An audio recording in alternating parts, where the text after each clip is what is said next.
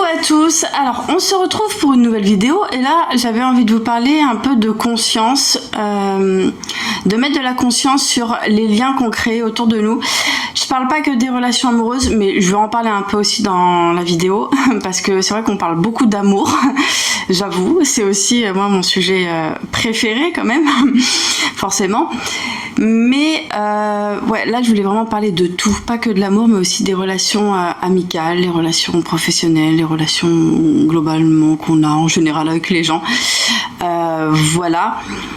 Et je voulais aussi vous parler un peu de la reconnexion d'âme. Et alors il y a un truc que je remarque très souvent, et ça je le vois assez souvent en maïeusthésie, en accompagnement, certaines sont emballés. Il y a un emballement au niveau des émotions parce que ça y est, on rencontre une personne avec qui ça match. Il y a un match de ouf, quoi. Ça passe bien, le feeling passe. Et quand je vous écoute, après, je me rends compte que c'est très souvent comme ça.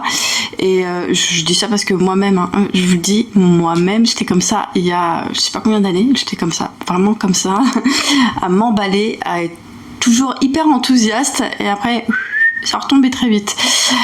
Et c'est vrai qu'on est enthousiaste quand on rencontre une nouvelle personne, que ce soit sur le plan amoureux ou amical, qui nous ressemble, qui a comment dire, je parle pas de goût là, on parle pas de choses superficielles, enfin de choses on va dire en surface, mais plus en profondeur. Donc on va se sentir bien avec une personne parce qu'on va dire waouh, cette personne a vécu des choses similaires à moi, on a un peu le même vécu, et donc tout de suite on va se dire ah ouais, bah elle c'est gros coup de cœur au niveau amical, et on peut avoir des gros coups de cœur aussi en amitié qu'en amour, hein. Et moi je me rends compte d'une chose, c'est que très souvent on mélange tout, on mélange mais tout, et on va commencer à créer un lien, à construire une relation amicale avec une personne juste parce que la personne a les mêmes blessures que nous, a le même vécu, pratiquement on va dire le même vécu que nous. Ah, je m'entends bien avec elle ou avec lui, hein, parce que il a subi ça comme moi. Ah, on lui a fait ça comme moi. Vous voyez, comme moi. Et en fait, dans cette vidéo, j'ai vraiment envie de vous faire des prises de conscience par rapport à ça. Je parle de l'amitié, hein, mais c'est même en amour, c'est pareil. Hein. C'est de mettre de la conscience sur ça, le fait de se dire ah ouais, je m'entends bien avec cette personne parce qu'on a le même vécu. D'un côté, c'est bien parce que ça met une base, mais ça peut devenir hyper, on va dire, fragile si on construit une relation que autour de ça, que autour de des blessures. Ah, cette personne elle a vécu le rejet comme moi, ah elle a vécu de l'humiliation comme moi, ah, elle a vécu de l'injustice comme... Et en fait l'humain fait ça, en fait tout le monde fait ça. Tout le monde fait ça. Il y a beaucoup de couples qui sont en couple parce que juste, eh ben, ils se reconnaissent en miroir. Très souvent, on va être attiré par une personne sur le plan amoureux, on va développer des sentiments parce qu'on va dire ah, putain, mais ce mec, il a le même vécu que moi. Ouais, on se comprend tellement parce qu'on a vécu des choses douloureuses et similaires en fait, similairement douloureuses. Donc ouais, on rentre dans la relation parce que l'autre a le même vécu que nous, a subi les mêmes choses que nous. Et vous pouvez être sûr que si vous faites ça, la relation va être très fragile, et ça fera souvent ça, plus des des downs que des up, vous voyez, ça va faire plus des bas que des hauts. Et ça, beaucoup de couples le font et ne s'en rendent même pas compte. Il y a des couples qui sont en couple, et puis souvent eh ben, on entend qu'il y a des disputes, qu'il y a des... très souvent des disputes répétées. Pourquoi ? Bah parce que on rentre en relation et puis on voit au fil du temps, au fil des années que derrière on attendait que l'autre soit là pour aller combler je sais pas quoi, tel besoin, telle attente. C'est pour ça que je dis c'est hyper fragile de faire ça, de créer une relation amoureuse basée uniquement sur les blessures. Ah, cette femme, je la trouve tellement belle et forte avec tout ce qu'elle a vécu, elle est encore debout. Je sais pas si vous voyez. Là, vous pouvez être sûr que c'est pas de l'amour en fait, ça. C'est de l'admiration. Vous êtes en admiration, vous n'êtes pas en amour en fait. C'est pas de l'amour, c'est de l'admiration. Je dis ça parce que on est toujours attiré parce qu'on voit chez l'autre ce qu'on voit pas chez nous. Vraiment, je le dis parce que je sais pas si ça va rentrer dans vos têtes, si vous allez capter ce que je veux faire passer comme message, mais vraiment soyez conscient de ça, de quand vous rentrez en relation, pourquoi vous êtes en relation avec cette personne. Ah, je suis en relation parce que cette personne, elle a une bonne énergie, on partage des choses qu'on a en commun sur des goûts, des centres d'intérêt. Là encore, c'est bien parce que on voit que l'autre a les mêmes goûts que nous. Bon, on reste sur des choses, on va dire, qui nourrissent le lien, où on partage des choses, on peut même partager encore plus. Peut-être que l'autre saura pas certaines choses sur un domaine qu'on aime en commun. Et en fait, chacun va apporter quelque chose à l'autre sur des connaissances, de l'expérience. Donc là, de ce côté-là, ça va être du partage et ça va être... comment dire, élévateur, ça va vous élever en fait. Que de rentrer dans une relation et se dire ah ouais, l'autre il a ça comme blessure et puis ça tourne que autour de ça, que autour des blessures. Et puis on écoute l'autre parce que l'autre a besoin de parler. L'autre est content de nous avoir dans sa vie parce que on est là, on l'écoute quand ça va pas. Mais en fait ça tourne que autour de quand ça va pas. Il y a que ça. Et c'est pour vous dire que quand il y a que ça, répété dans le temps, la relation, voilà, ça coule quoi, tout simplement. Donc voilà quoi, enfin quand je dis ça, c'est vraiment aussi d'aller faire le taf. Et ouais, allez faire le taf en thérapie, allez regarder toutes vos parts en fait. Toutes les parts de votre enfant intérieur qui a été brisé, blessé, qui a besoin d'être vu, d'être reconnu, allez voir tout ça. Vous allez voir que quand vous allez de plus en plus vous regardez en face, regardez toutes vos blessures. Enfin, quand je dis ça, c'est vraiment aussi d'aller faire le taf. Et ouais, allez faire le taf en thérapie, allez regarder toutes vos parts en fait. Toutes les parts de votre enfant intérieur qui a été brisé, blessé, qui a besoin d'être vu, d'être reconnu, allez voir tout ça. Vous allez voir que quand vous allez de plus en plus vous regardez en face, regardez toutes vos blessures. Donc comme je vous disais, c'est vraiment d'aller voir l'enfant en vous qui a été blessé pour après tout lui donner tout ce qu'il n'a pas pu avoir. Comme ça, vous êtes sûr que quand vous rentrez en relation avec quelqu'un, vous allez voir, et vous allez le voir même consciemment, que vous rentrez dans la relation juste parce qu'il y a des choses à partager et c'est tout en fait. Il n'y a pas besoin d'aller assister, soutenir l'autre, on n'est pas un soutien pour l'autre en fait.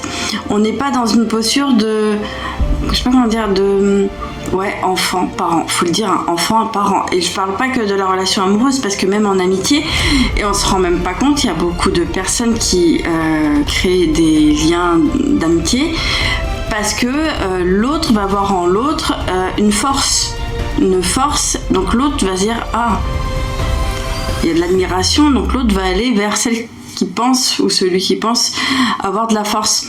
Mais en fait, vous aussi, vous avez votre propre force. Ça veut dire que quand vous allez rentrer en relation consciente avec un ou une amie, il y aura plus cette dynamique de j'attends d'être sauvé de l'autre en fait. L'autre n'est pas là pour vous sauver.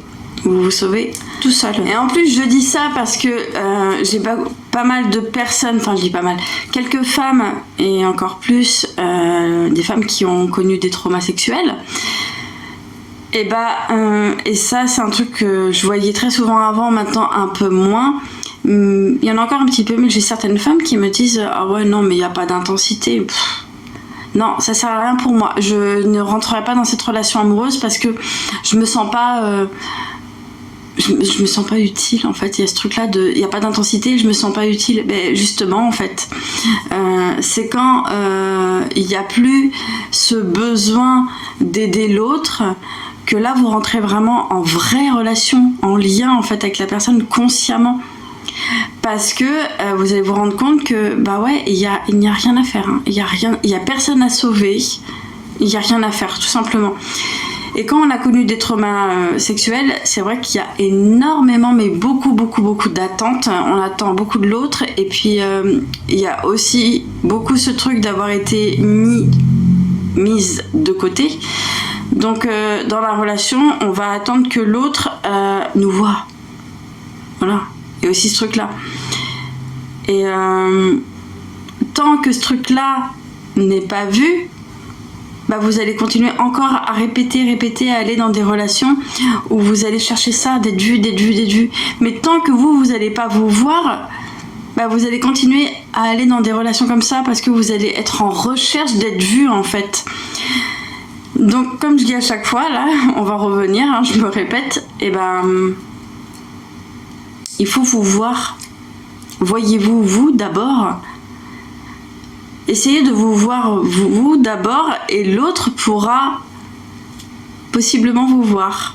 En général, ça va sans dire en fait. Quand on se regarde enfin, quand on se voit enfin, bah l'autre, je pense qu'on n'en parle même pas parce que c'est quelque chose qui devient naturel et évident en fait. Après, avant de terminer cette vidéo, je vais vous demander si vous voulez faire cet exercice et ça pourra vous aider aussi pour vous parce que je sais que c'est compliqué à faire pour soi et on arrive très facilement à le faire sur les autres, à le voir. Bah, on va commencer par la racine en fait. Posez-vous la question, vos parents, votre père et votre mère, les deux là, quand ils se sont rencontrés, posez-vous la question, même s'ils vous ont peut-être pas parlé de leur histoire, comment ils se sont rencontrés, leur histoire en fait, leur rencontre. Quand vous avez vu votre mère, comment elle se comporte, sa façon d'être, de faire, et votre père, voyez vos parents, les deux. Quand vous voyez un peu leur comportement, posez-vous la question, par quoi a été attiré mon père chez ma mère? Par quoi ma mère a été attirée chez mon père? Posez-vous cette question. Par quoi les deux ont été attirés? Vous allez voir, en général, hein, c'est très souvent comme ça. C'est parce qu'ils ont eu cette reconnaissance de blessure en fait. Il y a eu cette reconnaissance de blessure. Je donne des exemples. Votre mère peut-être qu'elle attendait d'être sauvée. Donc elle a vu chez votre père elle a vu un côté sauveur, donc elle a été attirée. Votre père, peut-être qu'il recherchait d'être cajolé, réconforté, peut-être qu'il a vu ça chez votre mère et c'est ça qui a fait qu'ils ont été attirés. Ils ont été attirés par leurs blessures, par leur manque, par leur carence. Et quand vous allez faire ce travail sur vos parents, vous allez vous rendre compte de vous, comment vous êtes, comment vous fonctionnez et comment vous rentrez en lien dans les relations amoureuses. Bon, je parle de la relation amoureuse, mais ça peut être n'importe quelle autre relation. On parle beaucoup amitié, amoureux, mais on parle pas beaucoup aussi du professionnel. Je sais pas si ça vous est déjà arrivé de tomber sur des patrons, des employeurs tyrans, mais vraiment tyrans, qui vous appellent, qui passent leur temps à vous appeler, parce qu'ils ont toujours besoin, enfin je veux dire besoin entre guillemets, besoin de vous, enfin toujours à croire que par moment peut-être que vous vous dites mais c'est pas possible, j'aimerais me reposer et vous avez du mal à dire non à votre patron, à votre employeur. Pourquoi? Parce que peut-être que dans l'enfance avec un de vos deux parents ou les deux, hein, et bah il y a eu cette difficulté de dire non, là non, bah non. Et en fait vous répétez ça même avec votre patron ou votre employeur. Donc voyez ça, souvent il y en a quelques-uns, quelques patients, quelques personnes qui viennent en consultation qui se pensent être indispensables à la société, être indispensables à leur travail. Parce que, mais il arrête pas de m'appeler, il me fait chier, j'arrive pas à lui dire non, j'ai pas envie. Surtout que des fois, il y en a qui abusent, qui appellent même hors des heures de travail. Mais en fait, ça c'est encore un déni, vous faites un déni de vous dire, la société, l'entreprise pourra pas tourner sans moi. Mais en fait, ça c'est encore un masque que vous mettez sur une blessure. En fait, le patron, il teste vos limites. Donc voilà. Donc je me suis un peu dispersée, je suis partie sur le côté professionnel, mais ça y joue aussi beaucoup, hein. On n'en parle pas beaucoup de ce domaine-là, mais essayez de voir ça aussi. Donc voilà, comme je vous disais, c'est hyper important de faire la distinction entre je rentre en relation parce que il y a une reconnexion au niveau des blessures, ou je rentre en relation parce que j'ai envie de rentrer en relation, je choisis de le faire consciemment parce que pour d'autres choses, et c'est pas en fait lié que aux blessures. J'espère que cette vidéo aura pu répondre à vos questions. Si vous avez des retours à me faire en commentaire, n'hésitez pas, moi j'adore discuter avec vous. Donc voilà, on se dit à la prochaine pour une vidéo guidance ou mantra, on verra, je sais pas. Bisous.